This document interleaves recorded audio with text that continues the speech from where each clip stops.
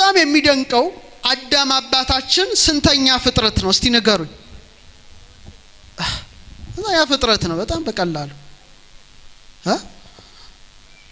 22 እስቲ በሉ 22ኛ ነው በቃ 22ኛ ከስነ ፍጥረት 22ኛው የሰው ልጅ ነው። ይሄን እንዳትረሱ 22ኛው ነው።